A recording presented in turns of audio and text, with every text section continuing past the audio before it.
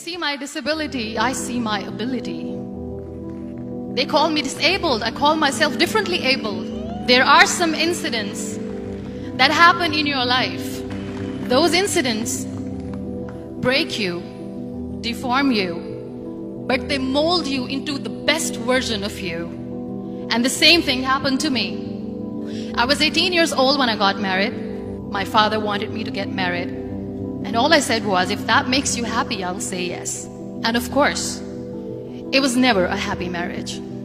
Just about after 2 years of getting married, I met a car accident. Somehow my husband fell asleep and the car fell in the ditch.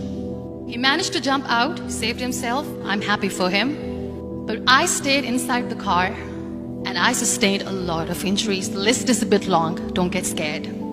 The wrist was fractured. Shoulder bone and collarbone were fractured. My whole rib cage got fractured. And because of the rib cage injury, lungs and liver were badly injured. I couldn't breathe. I lost urinary bowel control. That's why I have to wear the bag wherever I go. 3 vertebrae of my backbone were completely crushed. And I got paralyzed for the rest of my life. I finally ended up in a hospital where I stayed for 2.5 months. I underwent multiple surgeries. One day, doctor came to me and he said, well, I heard that you wanted to be an artist, but you ended up being a housewife. I have a bad news for you. You won't be able to paint again because your wrist and your arm are so deformed, you won't be able to hold a pen again. Next day, doctor came to me and said, your spine injury is so bad, you won't be able to walk again. Because of your spine injury and the fixation that you have in your back, you won't be able to give birth to a child again. That day, I was devastated. I asked my mother, why me? And that is where I started to question my existence. Why am I even alive? And that is where I realized that the words have the power to heal the soul. My mother said to me, this too shall pass. God has a greater plan for you. I don't know what it is, but He surely has. And in all that distress and grief, somehow or the other, those words were so magical that they kept me going.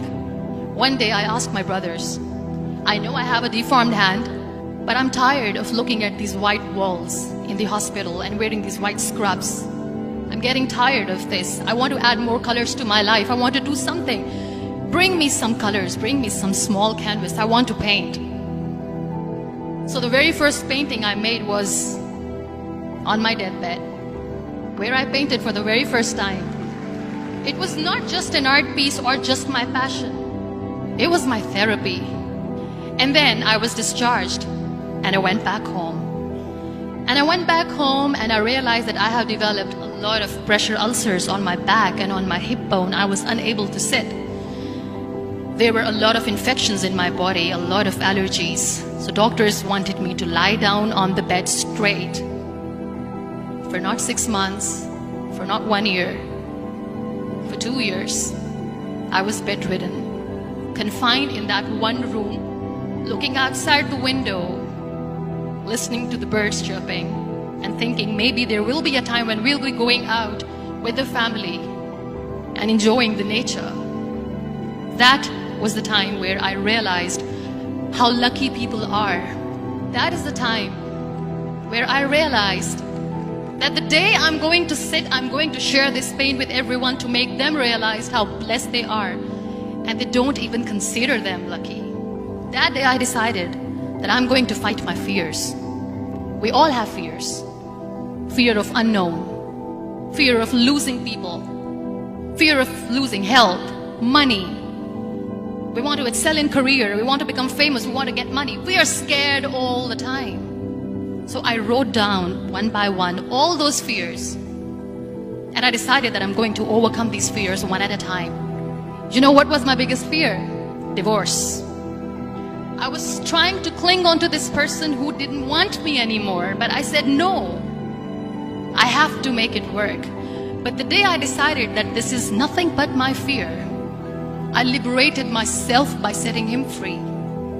And I made myself emotionally so strong that the day I got the news that he's getting married, I sent him a text that I'm so happy for you and I wish you all the best. And he knows that I pray for him today. Number 2 was, I won't be able to be a mother again. And that was quite devastating for me. But then I realized there are so many children in the world, all they want is acceptance. So there is no point of crying, just go and adopt one. And that's what I did. People think that they will not be accepted by the people because we, in the world of perfect people, are imperfect. So I decided that instead of starting an NGO for disability awareness, which I know will not help anyone, I started to appear more in public. I started to paint. I decided that I'm going to join the national TV of Pakistan as an anchor person. And I've been doing a lot of shows for the last 3 years. I became the National Goodwill Ambassador for UN Women Pakistan. And now I speak for the rights of women, children.